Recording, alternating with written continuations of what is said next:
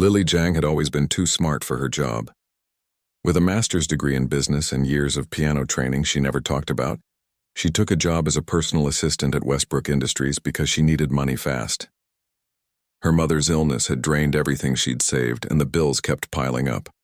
The job market was tough, and this position paid well enough to help her start catching up on those medical expenses. Her new boss, Alexander Reed, wasn't just rich. He was the kind of wealthy that made other millionaires feel poor. At 42, he ran the real estate empire his father had started, growing it to 10 times its original size in just under a decade. The business magazines called him a genius. His employees called him much less flattering things when he wasn't around. On her first day, Lily arrived 15 minutes early, dressed in a simple but professional dark blue suit she'd bought years ago for job interviews. The office took up the entire top floor of the Westbrook building downtown. Floor-to-ceiling windows offered stunning views of the city, but nobody seemed to notice them anymore. Mr. Reed likes his coffee black, 2 sugars, in the white ceramic mug, never paper cups, explained Diane from HR as she rushed through orientation. He has calls starting at 8 a.m. sharp. The schedule's on your computer. Don't speak unless spoken to in meetings, and for heaven's sake, don't ever contradict him. Lily nodded, taking mental notes. She'd worked for difficult bosses before, but the way everyone whispered around here suggested Alexander Reed was in a league of his own. And one more thing, Diane added, lowering her voice. Whatever mood he's in, good, bad, terrible, just smile and say, "Yes, Mr. Reed." The last assistant lasted 3 weeks. At precisely 7:55 a.m., Alexander Reed walked in. He moved like someone who knew everyone was watching, tall, with dark hair turning silver at the temples, wearing a suit that probably cost more than Lily's student loan payments for a year. He didn't stop at her desk, didn't introduce himself, just walked past as if she were part of the furniture. 10 minutes later, her phone rang. "Coffee," was all he said before hanging up.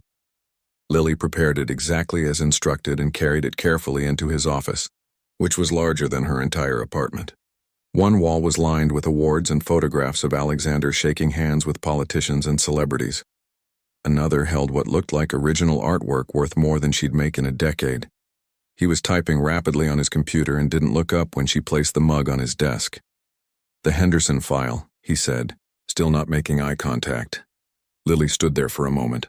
"I'm sorry, Mr. Reed, but I haven't been shown where the files are kept yet." That made him look up. His eyes were a cold blue, assessing her like she was an investment property with questionable returns.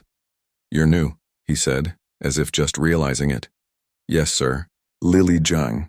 Today is my first day." He sighed as if her existence was an inconvenience. "The Henderson file will be in the main database. I need it before my 9 a.m. No further instructions, no offer to show her how to access the database, nothing." Lily nodded and left his office, heart pounding. She had less than an hour to figure out the system and find a file she knew nothing about. Thankfully, Tom from accounting took pity on her when he saw her panicked expression. "Read special on your first day, huh?" he said with a sympathetic smile. "Here, I'll show you how to find it." Over the following weeks, Lily learned the rhythm of Westbrook Industries.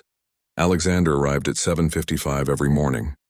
He had back-to-back meetings most days, rarely took lunch breaks, and expected Lily to anticipate his needs before he expressed them. She worked 12-hour days, ate lunch at her desk, and went home too tired to do anything but sleep. But she was good at her job. Very good. Her memory was nearly perfect, which helped when Alexander referred to conversations from weeks ago and expected her to recall every detail. Her organizational skills kept his chaotic schedule running smoothly. She learned to have answers ready before he asked questions. What she didn't do was share anything personal.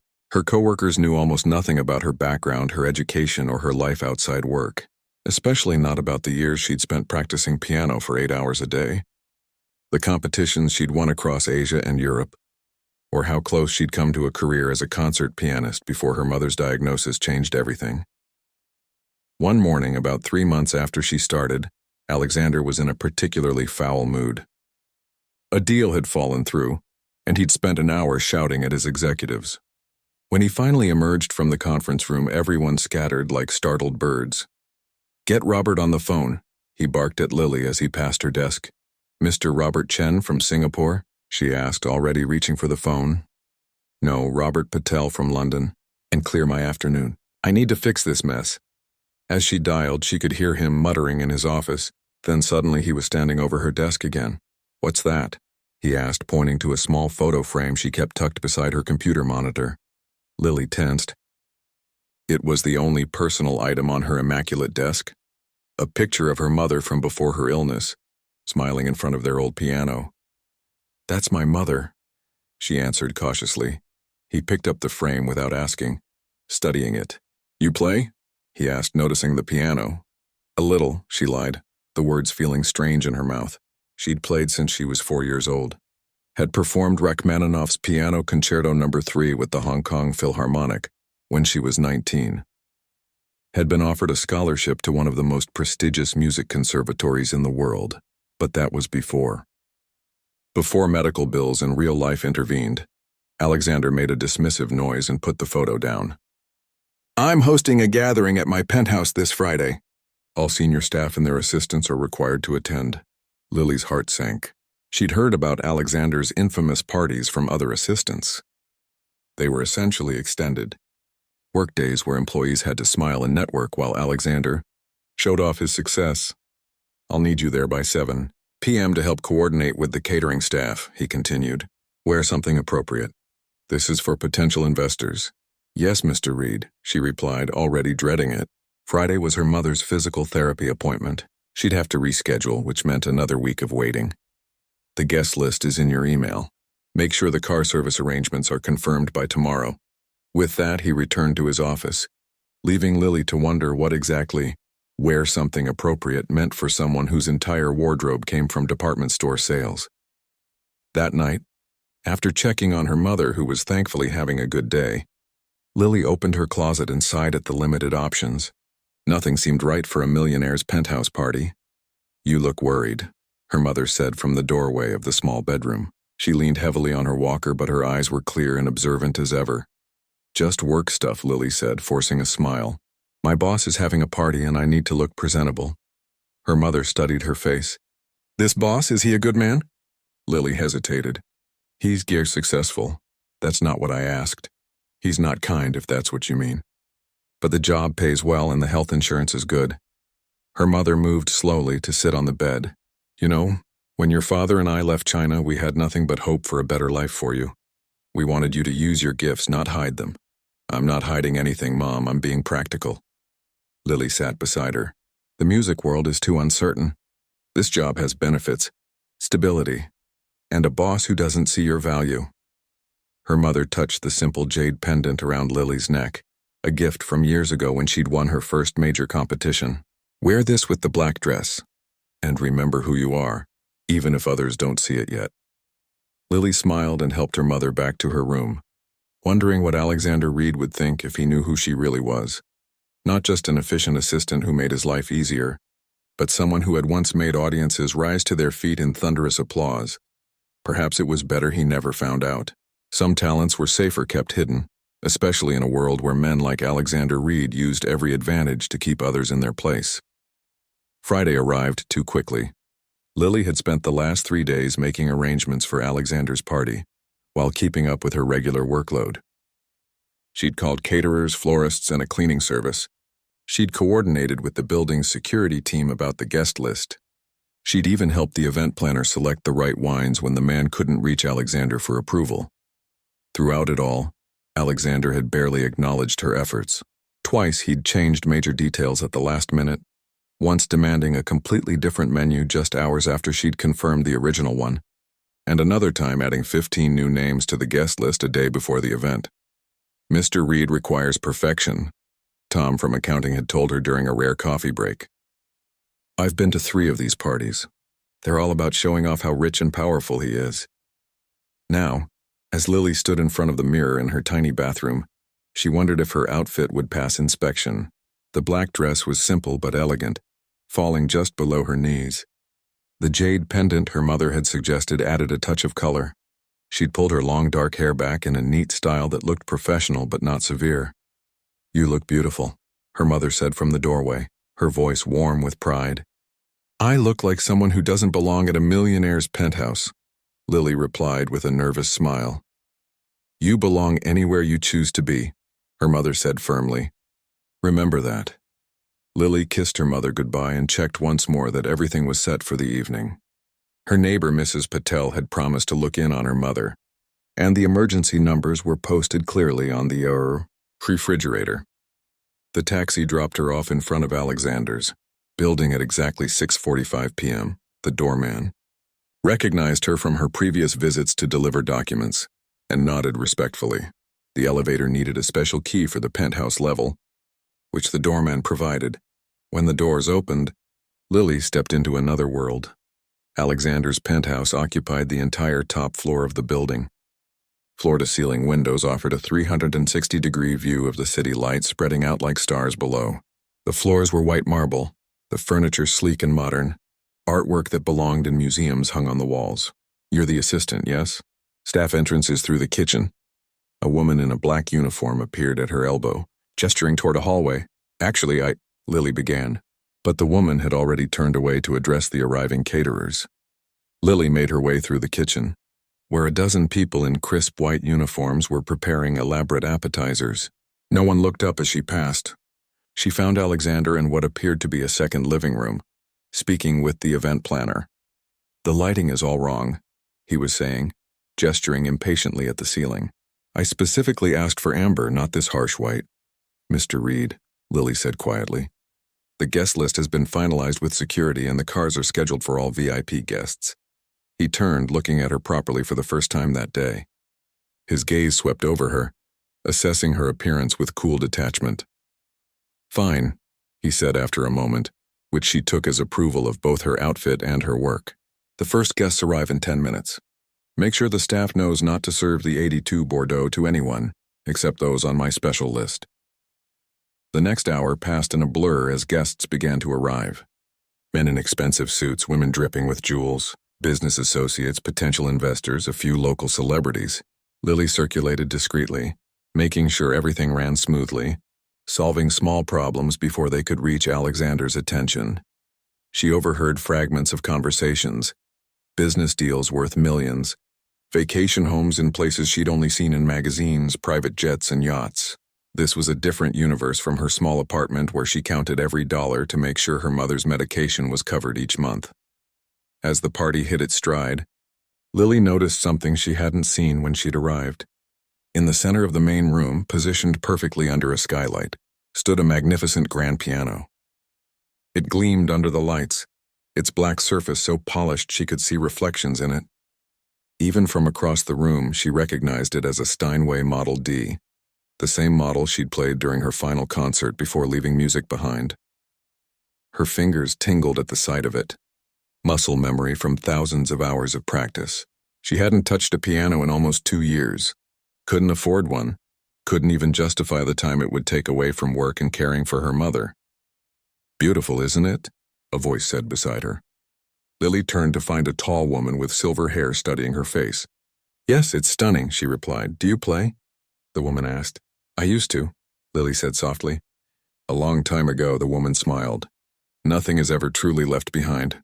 I'm Catherine, by the way. Alexander's aunt, though he'd prefer I not remind everyone of our connection." Lily introduced herself, surprised to be having a genuine conversation with one of the guests. "So you're the new assistant everyone's talking about," Catherine said with interest. "The one who somehow manages to keep my impossible nephew on schedule." "I just do my job," Lily said modestly. "From what I hear, you do it remarkably well. Alexander doesn't give compliments easily, but he mentioned you've been adequate." Coming from him, that's high praise indeed.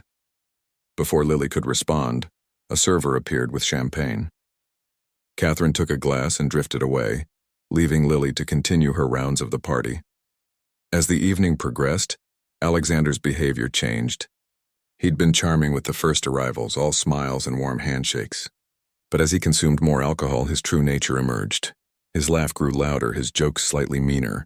He began to show off his possessions, pointing out the cost of paintings and furniture to impressed guests. "That sculpture? Picked it up in Milan last month.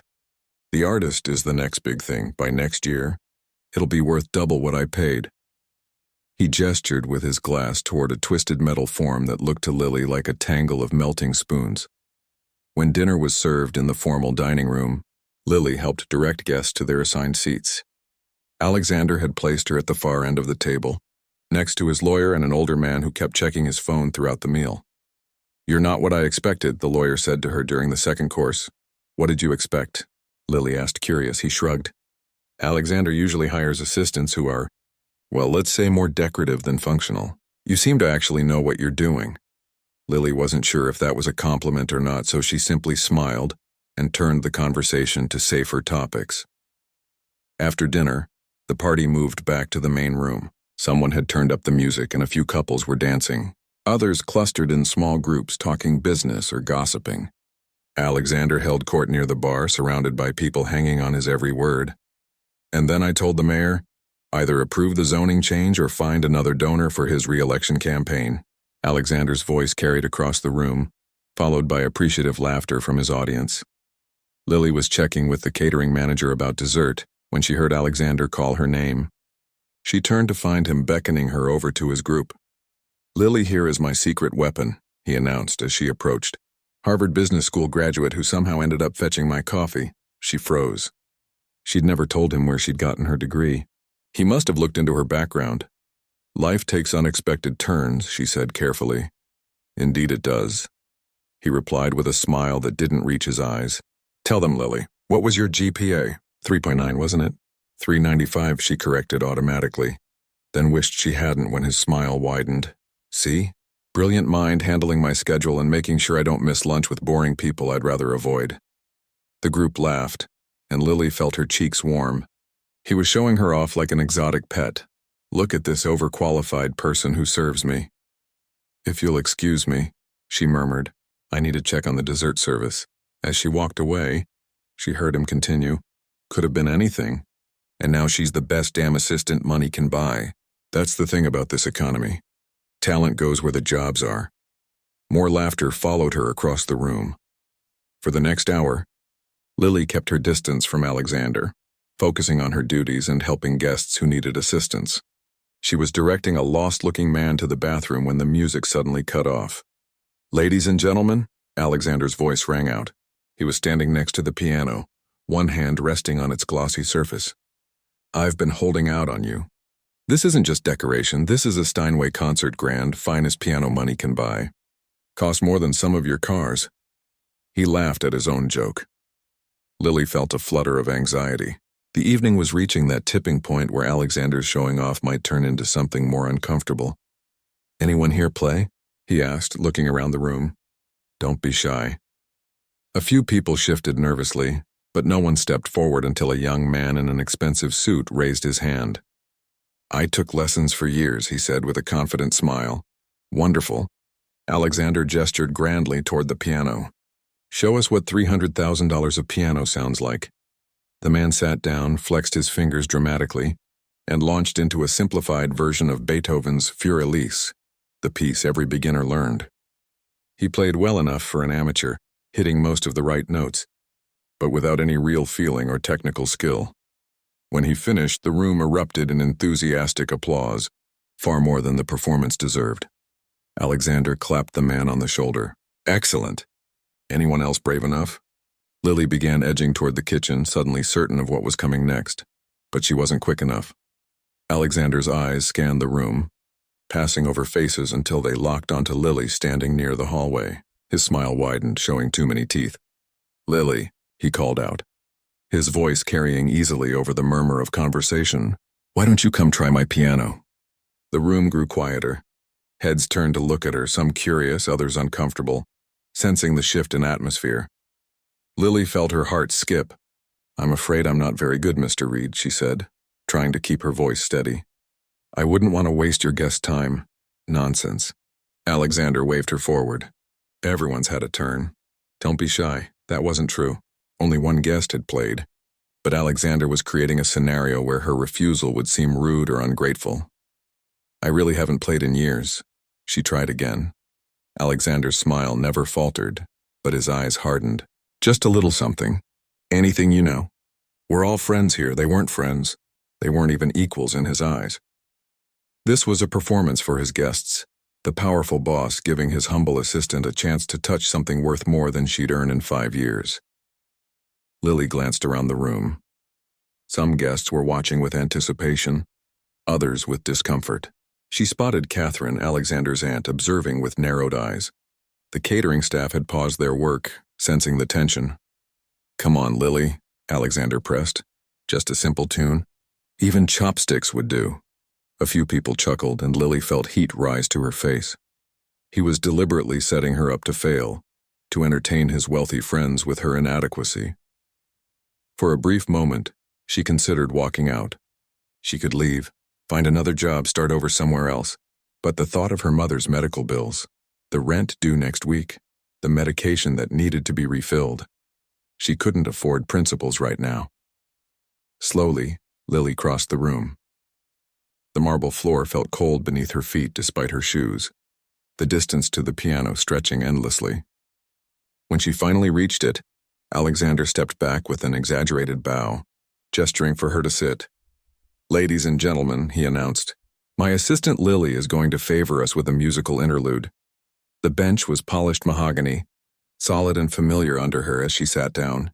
The keys gleamed, ivory and ebony stretching out before her like an old friend she'd abandoned. She placed her hands in her lap, staring at the keyboard. "Go on," Alexander urged from behind her, his voice carrying a hint of impatience now. He'd expected her to fumble immediately, to provide the entertainment he'd promised his guests. Lily took a deep breath. She could play something simple, a basic tune, a beginner's piece. She could pretend, give him what he wanted, let him have his moment of superiority. Her mother's words came back to her. "Remember who you are, even if others don't see it yet." Who was she? A girl who had once played with symphony orchestras, a musician who had moved audiences to tears, a pianist who had been offered scholarships to the finest music schools in the world. And what had happened to that girl? Life had intervened. Duty had called. Love had demanded sacrifice, but the music had never left her fingers. "We're waiting, Lily," Alexander said, his tone making it clear he was enjoying her discomfort. She looked up and caught Catherine's eye across the room. The older woman gave her the smallest nod as if to say, "Show him."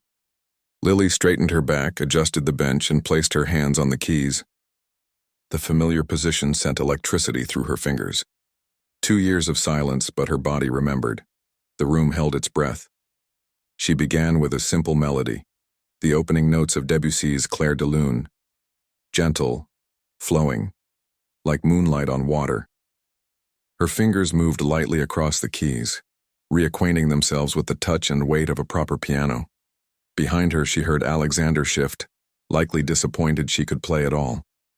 She'd ruined his joke already, but he would still expect her to fumble soon, to reach the limits of an amateur's abilities. But as the piece progressed, her muscle memory deepened. Her hands remembered their training, her fingers found their strength. The music swelled, growing more complex, more confident. She closed her eyes, letting the familiar pathway of notes guide her. The room disappeared. The judgmental stares faded. Even Alexander ceased to exist. There was only Lily and the piano and the music flowing between them like an electric current. When she finished Clair de Lune, there was a moment of silence, then scattered applause. She could have stopped there. Should have, perhaps, but something had awakened in her, something that had been dormant for too long. Without pausing, she transitioned into Chopin's Nocturne in E-flat major. The piece was more technically demanding, revealing her training with each perfect trill and run. Her left hand provided the steady rhythm while her right danced above it, creating layers of sound that filled the penthouse. The applause when she finished was stronger now, genuine appreciation rather than politeness. She heard murmurs of surprise, caught glimpses of wide eyes and raised eyebrows. "That was lovely," someone said nearby. "Where did she study?" another voice asked. Lily turned on the bench, expecting to see Alexander's displeasure. Instead, he wore an expression she'd never seen before, confusion mixed with something almost like respect. "I didn't know you could play like that," he said, his voice lower now, meant for her rather than his audience. "There are many things you don't know about me, Mr. Reed," she replied quietly. For a moment, something shifted between them, a rebalancing of power, however slight. Then his public face returned. "Well, it seems my assistant has been hiding her talents," he announced to the room, trying to reclaim control of the situation. Who knew we had a concert pianist fetching coffee? A few people laughed, but the sound was uncomfortable rather than amused. Play something else, called a voice from the back of the room. Others joined in with encouragement. Alexander hesitated, clearly torn between letting her continue to impress his guests and ending a performance that had undermined his attempt to humiliate her. Perhaps something more challenging, suggested Catherine, her eyes twinkling with mischief. Lily seems quite accomplished. Alexander couldn't refuse without seeming petty. Of course, he said with a tight smile. Play whatever you like, Lily. She turned back to the piano, considering her options. She could play it safe with another crowd pleaser, something technically impressive but emotionally restrained, or she could truly show who she was. Her fingers hovered over the keys. Then, decision made, she launched into Rachmaninoff's Piano Concerto No. 3, one of the most difficult piano pieces ever written. The very piece she had performed at her final concert before setting aside her music career. From the first thundering chords, the room went completely silent. This wasn't pleasant background music or a simple tune to entertain dinner guests. This was virtuoso playing, professional-level mastery of an instrument that demanded years of dedication to conquer. Her hands flew across the keyboard, stretching to reach impossibly wide spans of notes. Her fingers struck with precision and power, then lightened to create passages of heartbreaking delicacy. Without an orchestra behind her, she suggested their parts through her interpretation, making the piano sing with multiple voices. Sweat beaded on her forehead as she played. The jade pendant at her throat caught the light as her body swayed with the music's intensity. She was no longer in Alexander's penthouse, but on every stage she'd ever dreamed of, playing for herself and her mother, and the girl she had once been. The piece required everything: technical brilliance, emotional depth, physical stamina, and absolute concentration. She gave it all, pouring years of silence into sound. When she hit the final crashing chords, the sound reverberating through the room, she remained frozen for a moment, her hands still pressed to the keys, her breath coming fast. Then she slowly lowered her hands to her lap and opened her eyes. The room was utterly still. Faces stared at her with expressions ranging from shock to awe. A server stood motionless, tray of drinks forgotten in his hands. Even the background noise of the city seemed to have hushed. Alexander stood nearest to her, his face drained of color. His mouth opened and closed once without producing sound. For perhaps the first time in his adult life, he appeared completely at a loss for words. The silence stretched, uncomfortable and electric. Then, from the back of the room, someone began to clap. Others joined in, the applause building until it filled the penthouse. A few guests rose to their feet. Someone whistled. The approval washed over her like a wave, familiar and foreign all at once. Catherine appeared at her side, eyes shining with unshed tears. "My dear girl," she said, her voice barely audible over the applause. "Where on earth have you been hiding?" Before Lily could answer, Alexander stepped forward. The room quieted again, everyone waiting to see how he would respond. His face had regained its color, but his expression was unreadable. "I believe," he said slowly, looking at Lily with new eyes, "that we need to talk." The party continued around them, but something fundamental had changed. Guests pretended not to watch as Alexander led Lily to a quiet corner of the penthouse, away from curious ears. They stood by a wall of windows overlooking the glittering city, the nighttime view spectacular from this height. For a long moment, neither spoke. Lily's heart was still racing, her fingers tingling from the rush of playing again after so long. Alexander studied her as if seeing her for the first time. "That wasn't a little piano playing," he finally said. "That was professional level." Lily nodded, not trusting her voice yet. "Where did you learn to play like that?" he asked. "I started when I was 4, she said quietly. "My parents saved everything to buy a second-hand upright piano and pay for lessons. And then, music school scholarships, competitions. I toured with several orchestras in Asia and Europe when I was 19. Alexander's eyebrows rose. "I've never had an assistant with a secret identity before." His tone was light, but his eyes were serious.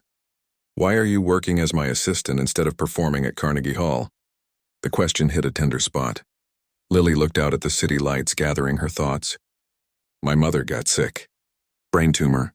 The prognosis wasn't good and the medical bills. She shrugged. I came home, put music aside, and found work that would pay consistently and provide health insurance. Understanding dawned in his eyes. And now? Now I make sure she gets the best care possible. The business degree helps me land jobs that pay better than most. Music doesn't offer stable health benefits. Alexander was silent, digesting this information. In the main room, the party had regained its momentum. Someone had connected a phone to the sound system, and music played again. Conversation and laughter flowed. You could have told me, he said after a while. Lily gave him a look of disbelief. Would it have mattered? You needed an assistant, not a pianist. He had the grace to look slightly embarrassed. Still, talent like that, it shouldn't be hidden away filing reports and managing my calendar. We all make choices, Mr. Reed. Alexander, he corrected automatically. After what just happened, I think we can drop the formality. Before Lily could respond, Catherine appeared at their side, 2 glasses of champagne in her hands. She passed them each a glass with a knowing smile. That was quite a performance, she said to Lily. Both, yours and my nephew's. Her pointed look at Alexander made him shift uncomfortably. Aunt Catherine, he acknowledged, stiffly. I came to tell you that your guests are buzzing like bees, she continued. Half of them are asking where you discovered such a talented musician, and the other half are wondering if they've been underestimating their own staff. Alexander grimaced. I suppose I deserve that. Oh, you deserve much worse, Catherine said cheerfully. But Lily's talent has overshadowed your poor behavior, so you might escape with just minor embarrassment. She turned to Lily. My dear, you must tell me everything about your musical background. Alexander clearly never bothered to ask. I haven't exactly been forthcoming about it, Lily admitted. With good reason. I imagine, Catherine replied with another pointed look at her nephew. A server approached, informing Alexander that one of his important guests was preparing to leave. With a nod to both women, he excused himself, but not before giving Lily a look that suggested their conversation wasn't over. As soon as he was out of earshot, Catherine took Lily's arm. Now tell me the truth. Why is someone who plays Rachmaninoff like that working as an assistant? Lily explained about her mother's illness, the financial pressures, the choices she'd made. Catherine listened without interruption. When Lily finished, the older woman nodded thoughtfully. Life has a way of derailing our plans, doesn't it? But sometimes the detour leads somewhere unexpected. Like being forced to play piano at my boss's party? Lily smiled faintly. Exactly like that, Catherine agreed with a laugh. Though I suspect my nephew got more than he bargained for. It's good for him to be surprised occasionally. Keeps him humble. Alexander Reed and humble don't seem to go together, Lily observed before she could stop herself. Instead of being offended, Catherine laughed again. You're not wrong, but he wasn't always like this, you know. Success changed him, and not entirely for the better. She sipped her champagne, her eyes growing distant. He was a sensitive boy, believe it or not. Lost his parents young. My brother, his father, built the company from nothing, but he was a hard man. Expected perfection. Alexander learned early that vulnerability was weakness. Lily thought about the cold, demanding man she'd worked for these past months. It was difficult to imagine him as a vulnerable child. Why are you telling me this? She asked. Catherine's eyes refocused on her. Because you just showed him something important. That there's more to people than what's on the surface. That first impressions, even third and fourth impressions, can be misleading. She squeezed Lily's arm gently. And perhaps he needed the reminder that true talent doesn't need to announce itself. It simply is. Across the room, Alexander was saying goodbye to departing guests. His manner was the same as always. Confident, charming, the perfect host. But Lily noticed he kept glancing in their direction. What happens on Monday? Lily wondered aloud. That, Catherine said, will depend on both of you. She reached into her small evening bag and pulled out a business card. But regardless, I'd like you to call me. I serve on the board of the City Symphony and the Arts Council. Talent like yours shouldn't be hidden away completely, even if you need to keep your day job. Lily took the card, a flutter of something like hope stirring in her chest. She hadn't allowed herself to think about music as anything but a past chapter of her life. The idea of it having any place in her future seemed impossible just hours ago. The party began to wind down. Guests departed in twos and threes, many stopping to compliment Lily on her playing as they left. Several asked where they could hear her perform, looking surprised when she explained she didn't play professionally. By midnight, only a handful of people remained. The catering staff was quietly cleaning up, and Lily should have been helping to coordinate their work. Instead, she found herself drawn back to the piano. She sat at the bench again, not playing, just resting her fingers lightly on the keys. The muscle memory of earlier still lingered, along with the rush of emotion that had come with it. She hadn't realized how much she'd missed this, not just playing, but connecting with something essential within herself. You could play something else, if you want. Lily looked up to find Alexander standing nearby, his tie loosened, jacket discarded. The party was clearly over. I should help with the cleanup, she said, starting to rise. The staff has it handled. He gestured for her to stay seated. Play something. Anything you like. It wasn't an order this time, but a genuine request. Lily settled back on the bench, considering what to play. After a moment, her fingers found the opening notes of Chopin's Ballade No. 4, a piece of heartbreaking beauty, technically demanding but more intimate than the showpiece she'd performed earlier.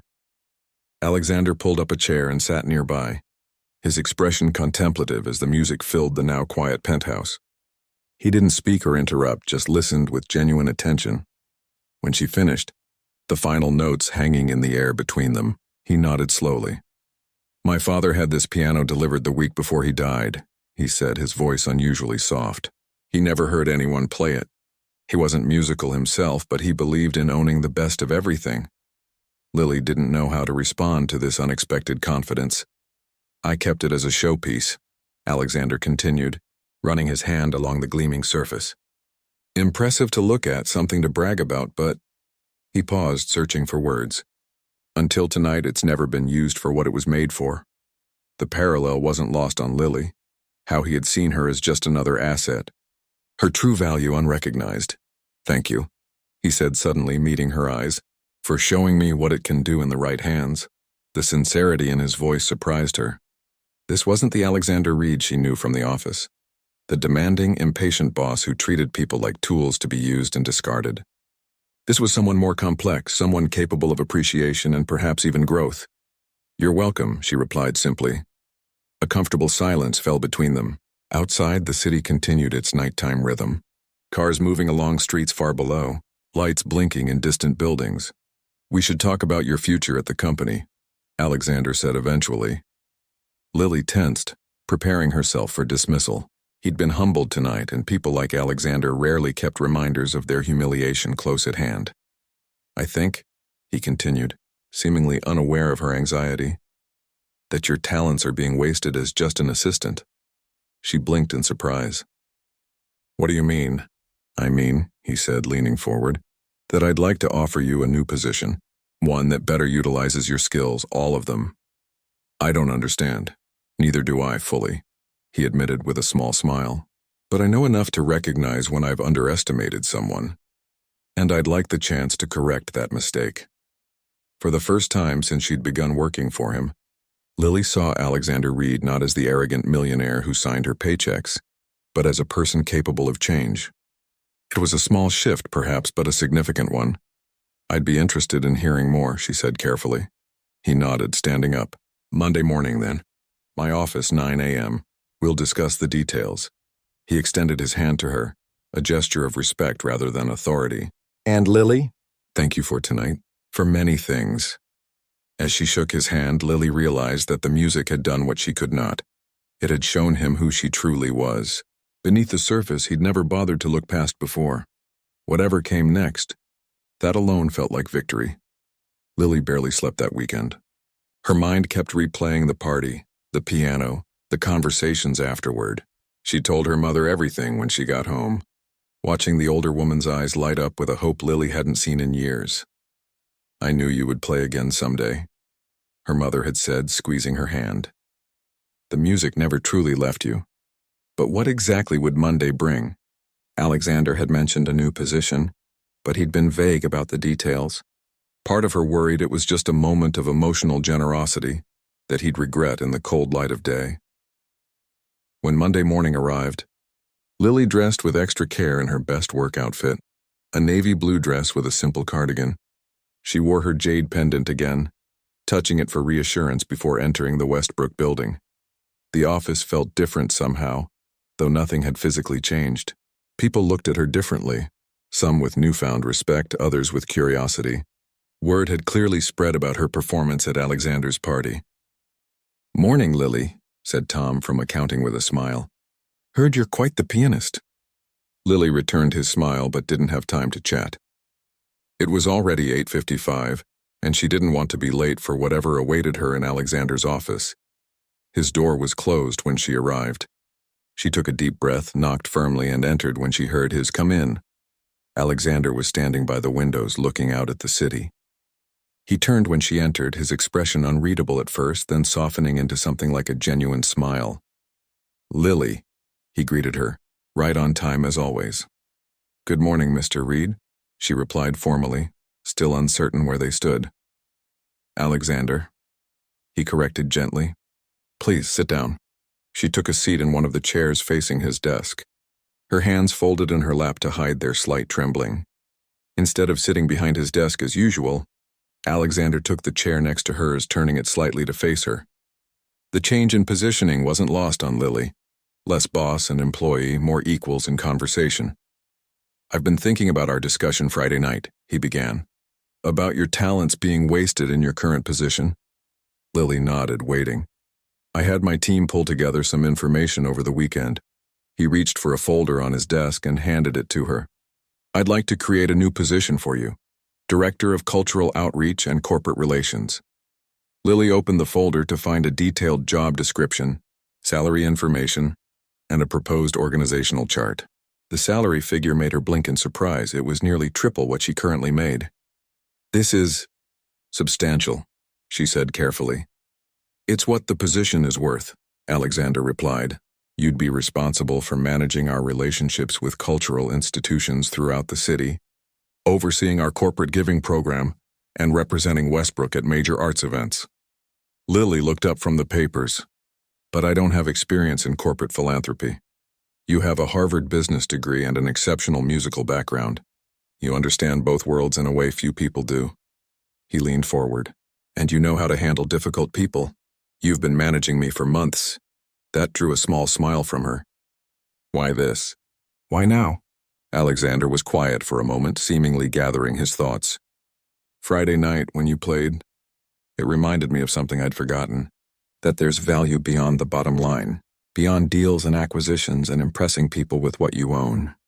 He stood and paced to the window again. "My father built this company by seeing potential others missed. I've expanded it by doing the same with properties. But I missed the potential right in front of me. In you. In others who work here." He turned to face her. "I'd like to change that, starting with you." Lily studied his face, looking for signs of insincerity or manipulation. She found none. "The company has no cultural outreach program currently," she observed. "No, it doesn't. You'd be building it from the ground up." He smiled slightly. "I thought that might appeal to you. The chance to create something meaningful." It did appeal to her, tremendously. But she had practical concerns. The health insurance? Comprehensive coverage, of course. For you and your mother as a dependent. He'd anticipated her question. And flexible hours to accommodate any care she needs, Lily. Felt something tight in her chest begin to loosen. Tension she'd carried for so long. She'd almost forgotten it was there. "There's one more thing," Alexander added, returning to sit near her again. "Catherine called me yesterday. She's quite impressed with you." "She was very kind," Lily said. "She's rarely kind without reason," he said with a hint of wry amusement.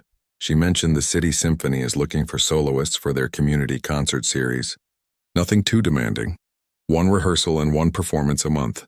She thought it might be a good way for you to ease back into playing publicly if you wanted to." Lily felt her heart skip. "That would be... I mean, I haven't performed in so long." "You performed quite impressively Friday night," he pointed out. "But there's no pressure. It's entirely separate from the job offer." She looked down at the folder again, trying to process everything. It felt too good to be true. A job that respected her business training, a chance to build something worthwhile, security for her mother, and even a pathway back to music. "Why are you doing this?" she asked softly. Alexander seemed to consider his answer carefully. Let's say I'm investing in potential. Both yours and mine. Yours? To become a better version of myself. His admission surprised her with its honesty. Friday night was illuminating in many ways. I didn't like what I saw in myself. But I believe in learning from mistakes, not just regretting them. Lily nodded slowly. I'd like some time to think about the offer, if that's all right. Of course. Take the week if you need it. He stood, signaling the end of their meeting. In the meantime, Diane from HR has all the details if you have questions. Thank you, Lily said, rising as well. For the opportunity and for listening to me play. Thank you for showing me what I was missing, he replied simply. 6 months later, Lily stood backstage at the city concert hall, adjusting her long black dress. Through a gap in the curtains, she could see the auditorium filling with people. Her first major performance with the City Symphony had sold out weeks ago. Nervous? Asked a familiar voice behind her. She turned to find Alexander dressed in a tuxedo, a small bouquet of white lilies in his hand. Terrified, she admitted with a smile, accepting the flowers. But in a good way. He looked different these days, still confident and driven, but with an edge of humanity that had been missing before.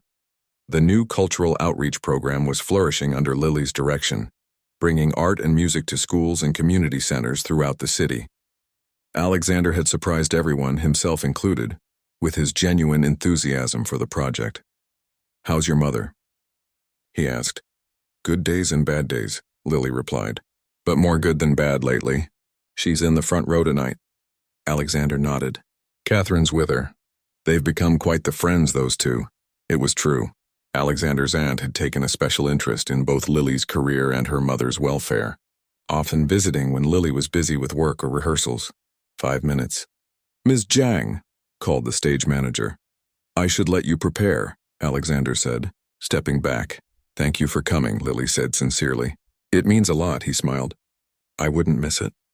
After all, if I hadn't been such a terrible boss that night, none of this might have happened.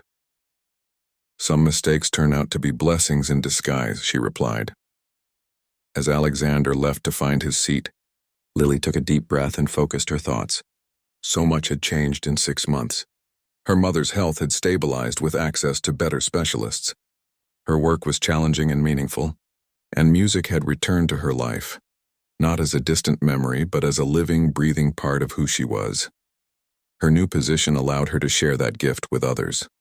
Just last week, she'd started a pilot program, bringing piano lessons to schools in underserved neighborhoods. The joy on the children's faces when they first pressed the keys reminded her of her own childhood, of the magic she'd felt when music entered her life. The stage manager appeared again. It's time, Ms. Jang. Lily nodded and moved toward the stage entrance. As she waited for her cue, she touched the jade pendant at her throat, the same one she'd worn the night everything changed. The conductor raised his baton. The orchestra began to play. Lily stepped onto the stage to warm applause, the spotlight finding her as she moved to the grand piano at the center. She sat, adjusted the bench, and placed her fingers on the keys. In the front row, she could see her mother's proud face, Catherine's encouraging smile, and Alexander's attentive gaze. For a moment, she was transported back to that night in his penthouse, afraid, uncertain, caught in a moment designed to humiliate her. How differently things had turned out. The conductor gave her the signal. Lily took a deep breath and began to play. This time there was no fear, no pretense, no hiding. Just Lily and the music she was born to make, flowing from her fingers into the world, touching hearts, building bridges, the language she'd spoken all her life, finally heard and understood.